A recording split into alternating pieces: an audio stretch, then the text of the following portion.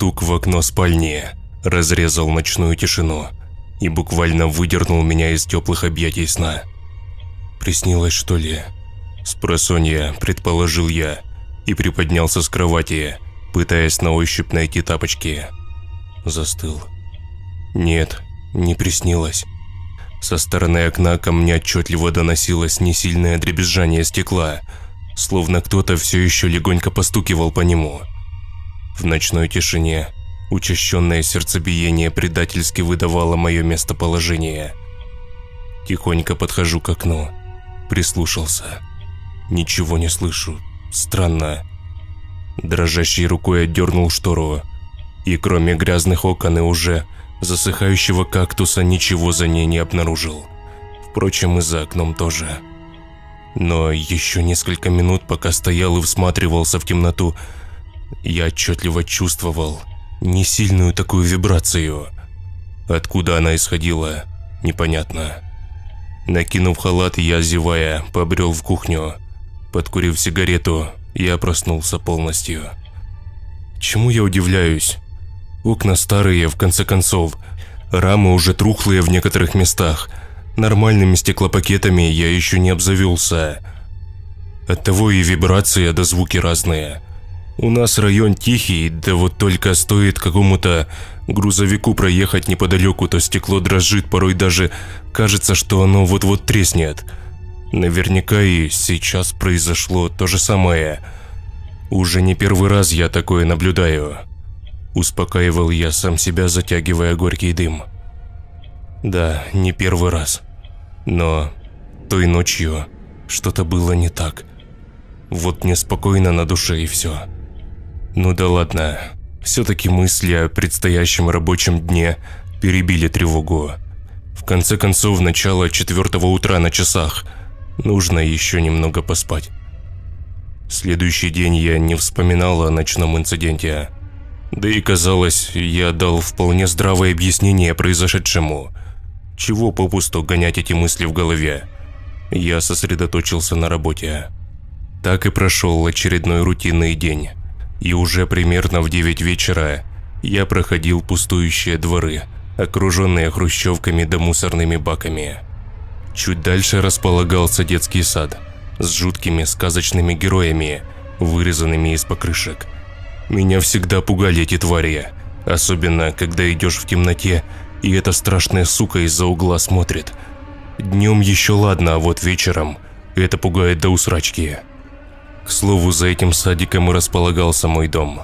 Такая же, как и сотни других панельных пятиэтажек, еще советской эпохи. Но именно дом, в котором я жил, казался мне особенно печальным. Как внешне, так и касаемо жильцов. Мне иногда даже кажется, что мои соседи, будь у них такая возможность, поубивали бы друг друга с радостью. Неприятные люди, особенно в моем подъезде. Единственный, с кем я мог хотя бы выйти перекурить да пожаловаться на жизнь, это дядя Вова с 5-го этажа.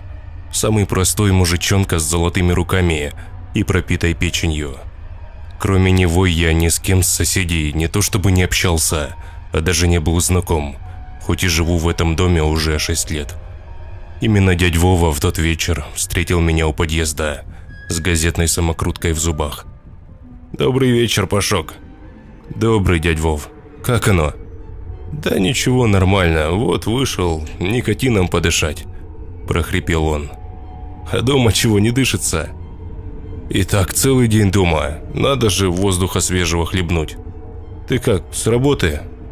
«Ага, дядь Вов, устал, как собака. С радостью бы с вами постоял еще, но надо бежать», – протараторил я, чтобы не составлять компанию подвыпившему соседу. По пути я еще встретил соседку с 1-го этажа, полная противоположность дядь Вовы. Вечно недовольная толстая тетка, которая знала все о каждом жильце нашего дома. В большинстве своем это была лишь ее фантазия и сплетни. Наверное, в каждом доме есть такой человек, днями сидящий на скамейке и возмущающийся на все, что движется рядом. Я вежливо поздоровался и побежал вверх по лестнице, так и не услышав ответа. Открыл дверь и вошел в квартиру. Единственное, что мне хотелось в тот вечер, Это как можно скорее принять душ, выпить горячего чая и лечь спать. Так и сделал. Квартира вмиг погрузилась в темноту. Я укутался в одеяло и закрыл глаза. Да вот только стоило мне немного задремать, как вновь в уши врезался стук по стеклу. Легкие постукивания такие, сопровождающиеся несильной вибрацией. Открываю глаза, прислушиваюсь. Что это еще такое? Теперь я не мог все это списать на проезжающую где-нибудь неподалеку груженную фуру. В этот раз я отчетливо слышал стуки в окно, словно кто-то рукой постучал. Вибрация продолжалась еще около минуты, затем все стихло. Мне стало не по себе. Я даже не хотел вылазить с-под одеяла, чтобы посмотреть, что там такое. Да, наверняка то же, что и вчера. 2 тусклых фонарных столба, куча припаркованных машин, детские сады и те резиновые твари в темноте. Все как обычно, тешил я себя. Но ведь стук я на самом деле слышал. Не могло мне показаться такое. Ну что, я совсем поехавший, что ли? Тем более в ночной тишине, когда ни черта, кроме тиканья часов, в квартире не слышно. Невозможно перепутать эти стуки ни с чем. Да и с другой стороны, я живу на 3-м этаже. Кому бы в голову взбрело залазить на такую высоту и стучать в рандомное окно? Это физически, невозможно. Ровная стена снаружи, там и зацепиться не за что. Не знаю, завтра нужно у дяди Вовы поинтересоваться. Может, он тоже слышал что-то. Все-таки усталость взяла верх над моей озабоченностью ночными стуками. Я уснул. Больше той ночью меня ничего не тревожило. Утром я даже не вспомнил об инциденте, так как проспал на работу, и единственная мысль у меня была, как бы не получить выговор от начальства. Все происходящее уже 2 ночи подряд я списывал на свою усталость и на то, что мне просто все причудилось. Тем вечером, возвращаясь домой, я не обнаружил дядю Вову, стоящему у подъезда. Пока подымался по лестнице, все думал, стоит ли заходить к нему и разговаривать о ночных стуках, или мне все-таки показалось. И все это вообще не стоит внимания. Нутро подсказывало мне, что все-таки следует зайти. Так и сделал. Переоделся дома, взял с холодильника пару бутылок пива и поднялся к нему. Постучал в дверь. Шаркающие шаги, скрежет замка. «О, привет, Пашка!» «Добрый вечер, дядь Вов, можно к вам?» Поинтересовался я, показав, что пришел не с пустыми руками. «Спрашиваешь еще? Заходи, конечно. Только у меня тут не убрано!» Засмеялся мужик, пиная ногой разбросанную обувь, пытаясь поставить ее ровнее. «Ты так в гости или хотел чего?» Вдруг поинтересовался он. Я же решил сразу к делу. «Видишь ли, тут такое дело, дядь Вов.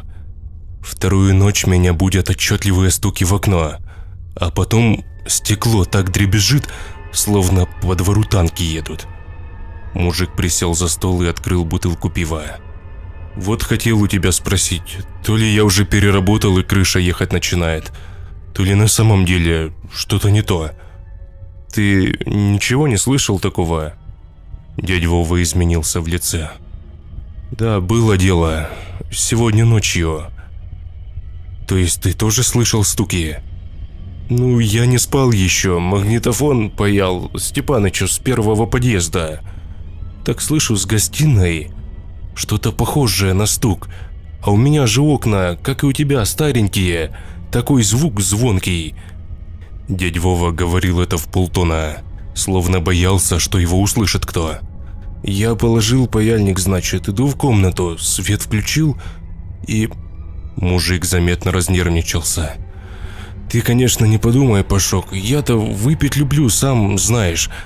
Но вчера пару рюмок только опрокинул со Степанычем. Не могло мне привидеться такое». Я всем своим видом просил дядьку продолжать, не обронив ни слова. «В общем, у нас по дому кто-то натурально лез, как долбаный скалолаз. Интересно, Кому в голову взбредет по домам лазить в такое время? Альпинисты, что ли, какие-то безбашенные? Нет, нет, родной, вот тебе крест. Это был нелюдь какой-то. Я полностью его не успел разглядеть. Он так быстро руками да ногами перебирал. Голый такое тело ползет по стене, серо-зеленого цвета. И он рукой коснулся моего окна. И оттого и стук с вибрациями. Рука здоровая такая, больше, чем у этого боксера нашего Валуева раза в 3. Он вновь перекрестился и сделал несколько глотков из бутылки. А потом он остановился. Как будто этажом ниже я видел его тень краем глаза. Ну, не похоже это было на человека. Хоть расстреляй меня прям тут. Уже повышая голос, твердил сосед. Я тоже вчера думал, что причудилось поди.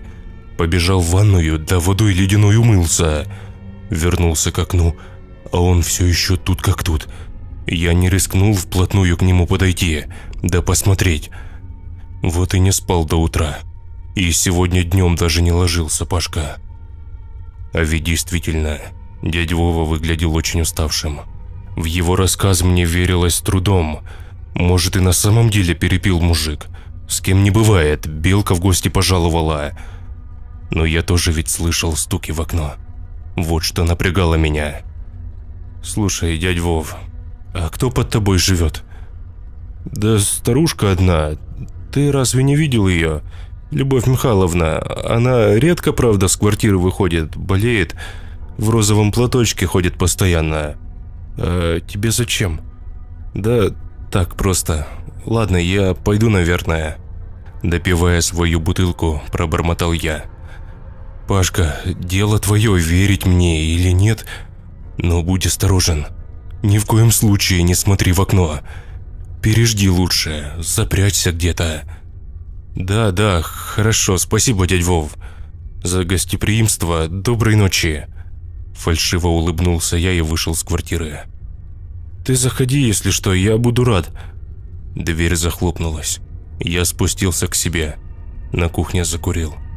Странное чувство царило внутри. Двоякое. Вроде откровенный бред рассказал мне сосед. Но почему-то я верил ему. Не знаю. Ночь незаметно укрыла улицы. Двор нашего дома опустел. А моя усталость потихоньку брала свое, заставляя глаза слипаться. Поужинав и приняв душ, я наконец улегся в постель с одной лишь мыслью. Что бы ни происходило за окном, я не буду реагировать. Нужно выспаться. Я не знаю, как описать то, что начало происходить дальше. Не только ночью, а и в последующие дни. Но как будто наш диалог с соседом на что-то сильно повлиял. А происходить стали вещи, не поддающиеся здравому смыслу. Эта ночь не была доброй, как пожелал мне дядя Вова. Около 3 часов меня разбудил сильный удар в окно на кухне. Я аж подорвался с постели, благо окно чудом осталось целым. Звука бьющегося стекла я не услышал. Что это было, твою мать? Не прошло и нескольких минут, как удар повторился, но уже с другой комнаты. Что? Да как возможно такое? 3-й, сука, этаж. Что за нахер здесь происходит? Сам себя спрашивал я. Сердце уже вырывалось наружу. Меня бросило в пот. И единственное, что пришло мне в голову, мне, взрослому мужику, это спрятаться в шкафу рядом с кроватью в спальне. Вскоре вновь по стеклу легонько постучали, и тишина. Хотите верьте, хотите нет, но я просидел в шкафу до самого утра, так и не сомкнув глаз. Лишь когда сквозь щель между дверями показался свет, я наконец вылез. Убедившись, что за окнами никого нет, я выдохнул с облегчением. Вышел на кухню и обомлел. Снаружи на стекле было видно отчетливый отпечаток ладони. Я даже не знаю, с чем сравнить это, но присмотревшись, я понял, что отпечаток выглядел, словно его оставили грязной, вымазанной в земле рукой. Жуть, которая сковала меня тогда, я даже не могу описать словами. Меня натурально начало трясти. Я не мог успокоиться. Руки дрожали, словно у меня болезнь Паркинсона. Я попробовал выпить таблетку успокоительного, но это мало чем помогло. Позвонил начальнику, отпросился, сказав, что заболел. Подкурил дрожащей рукой сигарету. Три ночи подряд мне в окно кто-то стучит. Но кто? Что ему нужно? И каким хером он залезает на 3-й этаж? Вскоре страх сменился жутким желанием разобраться во всем этом. Может, это вор какой-то? Не знаю, проверяет, может, есть ли кто дома. Но след от руки даже отдаленно не был похож на след человеческой ладони. Неужели дядь Вова оказался прав? Решил вновь заглянуть к нему в гости. В этот раз дверь мне никто не открыл. Странно. Может, шатается где-то уже. Он постоянно рано утром куда-то уходил. Ни разу уже замечал. Человек не работает, но у него постоянно были какие-то дела. Раз уж вышел с квартиры, решил спуститься на 4-й этаж и попробовать поговорить с той бабулькой в розовом платочке, о которой вечером мы с дядь Вовой говорили. Каково же было мое удивление, когда, спустившись, я обнаружил распахнутую дверь. Любопытство взяло свое, и я заглянул в квартиру. Там царил жуткий беспорядок. Разбросанные вещи, разбитое зеркало на комоде, а когда я наконец вошел внутрь, соседки в квартире я не обнаружил, но обнаружил похожий след на окне. Дальше только хуже. Соседка бесследно исчезла, а в последующие дни я не видел ни ее, ни соседа дядю Вову. Мне так-то и дела к ним никакого не было. Они, по сути, мне никто. Полицию я не вызывал. Не знаю, почему, не могу объяснить. Возможно, боялся какой-то ответственности. Боялся, что меня обвинят, если с ними что-то случилось. Ведь всякое может быть. Как я сказал немного ранее, несколько последующих дней я не видел ни дядю Вову, ни соседку в розовом платке. Но и в окно мне никто не барабанил. Странно. С каждым днем все хуже и хуже мысли лезли мне в голову. И если, откровенно говоря, на бабульку мне было все равно, я ее и не знал вообще, даже забыл, как звать, то за дядь Вову я переживал. Каждый вечер я звонил ему на телефон, стучался в дверь, но за ней ничего не слышал. Ни шагов, ни шорханья, ни единого звука. Неужели что-то плохое случилось? Думал я в очередной раз, пытаясь достучаться к соседу. И наконец, когда я крикнул, что это я, его сосед, тихие шаркающие шаги все-таки послышались за дверью, и замок открылся. Передо мной предстал запуганный до полусмерти мужик, сгорбившийся и не выспавшийся. «Дядь Вов, что с тобой?» Заходи быстрее!» Я зашел к нему в квартиру. «Пашка, теперь я видел его. Дядь Вов, у меня след на окне». «Да что там след? Ты иди сюда, иди посмотри!» Дрожащим голосом подозвал он меня к окну спальни. Открыл штору, и я присел от удивления на рядом стоящий диван. На окне было несколько следов, таких же, как и на моем, но еще там был след, как будто от лица. Он смотрел на меня всю ночь, сука! Испуганно ворчал мужик, наливая стопку водки. «Я уже 3 дня не сплю, Пашка, 3 сраных дня. Почему в полицию не звонили?» «Звонил, приезжали они. Да вот только эта сука как будто чувствует все. И в один миг раз и скрылась в неизвестном направлении. А потом опять появилась. И лицо его, если так можно сказать, становилось еще злее. Я понял одно. Пашка, нельзя смотреть прямо ему в глаза. Или вообще нельзя смотреть на него. Пока не смотришь, он вроде спокойно себя ведет. Шевелится там что-то, постукивает потихоньку. а коль глянешь в его сторону... Так вон, я глянул, видишь, трещина на стекле какая. Чуть не выбил, гад. Уж если бы получилось у него, не знаю даже, разговаривали бы мы с тобой сейчас. Наверное, пойду сегодня у Палыча, возьму ружье. Каждый день оно здесь появляется. Не могу же я сидеть, как статуя. А вдруг ломиться начнет? Это черт, нечистая сила, Паш, черт самый настоящий. Господи, прости, не могу по-другому назвать эту паскуду. Откуда оно взялось? С какой, сука, лаборатории вылезло? В общем, дядь Вов, у меня товарищ один с работы. Он съемкой увлекается, всякими камерами, фотоаппаратами. Попробую взять сегодня у него пару видеокамер. Установлю как следует. Попробуем понять, откуда оно вообще вылазит. Давай я за ружьем сейчас. Услышишь выстрелы, лучше беги. Полицию вызывать бесполезно, еще и виноватыми окажемся. После визита к соседу я созвонился с тем самым товарищем и одолжил у него пару камер наблюдения. Собственно, он их и устанавливал у нас в офисе, где я работаю. К вечеру камеры были уже установлены и подключены к моему ноутбуку и телефону. К слову, этим же вечером я узнал, что еще пропало несколько человек с нашего дома. К 4-му подъезду приезжала полиция. Долго стояли там, опрашивали людей, зевак еще много собралось. В домашних халатах да тапочках.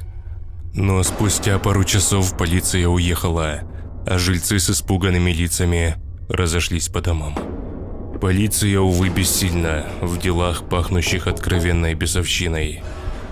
Этой ночью стуки вернулись и в мое окно. Внутри все сжалось. Сердце забилось в груди в унисон с этими стуками. Ладошки вспотели и потянулись в карман за мобильным телефоном. Именно тогда, в ту же секунду, окно в гостиной разлетелось вдребезги от жуткого удара. Я вновь забился в шкаф и, достав телефон, включил трансляцию с камеры. Господи, что это такое? Непроизвольно буркнул я и тут же сам себе закрыл рот рукой. Немного перемотав назад, я отчетливо увидел какое-то гуманоидное существо, ползущее по стене, подобно насекомому. Лица его не было видно, но мне хватило одних только его движений, чтобы чуть не наложить в штаны. Ведь это действительно был не человек, люди не могут так держаться на вертикальных поверхностях. Да и размером оно было далеко не с человека, раза в 1,5 больше, если не в 2. И я видел, как оно разбило стекло и забралось в мою квартиру. Оно здесь, совсем рядом. Я, сидя в шкафу, чувствовал его приближение, слышал его шаги по осколкам стекла. Тяжелое хриплое дыхание наполнило квартиру. Шаги становились все ближе и ближе. И, наконец, остановились прямо у шкафа. Господи, то, что со мной тогда творилось, я передать словами даже не могу. Животный страх сковал меня полностью, все мое тело. Я не мог пошевелить даже кончиками пальцев. Старался даже не дышать. Оно остановилось напротив шкафа. «Я знаю, что ты там!» Вдруг раздался его ужасный хриплый голос. Оно словно выдавило из себя эту фразу, заставив меня обмочиться. Потом последовали легкие, издевательские постукивания по дверце шкафа. Оно словно наслаждалось своей добычей, пыталось растянуть момент. И единственное, что мне пришло тогда в голову, это как можно скорее напечатать сообщение соседу и надеяться, что он сразу его прочитает. Тогда, сидя в шкафу, я вспомнил все молитвы, пытался прочитать «Отче наш» как мог, и, наконец, дверь шкафа со скрипом открылась. И первое, что я увидел, это ту самую руку, жуткую конечность, я бы даже так сказал, с переплетенными между собой пальцами разной длины. Темная грязная конечность, открыв дверь, потянулась ко мне. Именно тогда на весь подъезд прогремел сильный хлопок. Моя входная дверь чуть ли не слетела с петель, а свет с подъезда озарил прихожую. Жуткая тварь тут же, отпрянув от меня, попятилась к окну. И, наконец, когда в прихожей появился силуэт дядь Вовы с ружьем, тварь, разбив очередное окно, выпрыгнула из квартиры. Я же, перепуганный, в слезах и с пятном на штанах, все так же оставался сидеть в шкафу, уставившись на соседа, пришедшего в самый нужный момент. Лишь через несколько минут я пришел в себя, благодаря нашатырю и холодной воде. Дядь Вова привел меня в чувство. Полиция не заставила себя долго ждать. Конечно же, соседа сразу повязали и посадили в полицейскую машину. Стражей порядка тоже можно понять. Кто-то из жильцов услышал выстрелы, вызвал наряд. Те же, приехав, обнаружили расстрелянный замок на двери. И дядьку, немного напоминающего алкоголика, с ружьем в руках, перепуганного меня в слезах. Тут все налицо. Благо, все обошлось. В тот же вечер дядь Вову отпустили, просто изъяв оружие и выписав штраф. Я поговорил с полицейскими, угостил их, скажем так, немного рублем, ну и, конечно же, заплатив за соседа штраф. Благо, про оружие в деле никто не вспомнил. С дядь Вовой теперь все хорошо. В квартиру к нему больше никто не ломится, и ночью он спит спокойно. Чего не скажешь про меня. Камеры я забыл выключить, и все это время они записывали, тем самым удаляя старый материал и замещая его новым. Да вот только на нем никакого существа уже заметно не было. Теперь ночной гость стал действовать по-другому. Через неделю тишины, когда я уже расслабил булки, так сказать, мне на почту начали приходить сообщения. Приглашения на различные мероприятия, открытия якобы магазинов и тому подобное. Все бы хорошо, да вот только по указанным адресам не было никаких магазинов и мероприятий. Это были заброшенные объекты нашего города. Я понимал, кто это пишет, но не понимал как. Оно разумное, оно все знает и прекрасно понимает. И поэтому хочу сказать лишь одно. Если ты среди ночи услышишь легенькое постукивание в свое окно, как можно быстрее собирай все необходимое и уезжай к родственникам, знакомым. Если таких нет, сними другое жилье или номер в отеле. Если такой возможности нет, то обзаведись камерами наблюдения и желательно хотя бы каким-то оружием. Возможно, когда оно пожалует в гости, ты его увидишь заранее и будешь готов встретить его и дать отпор.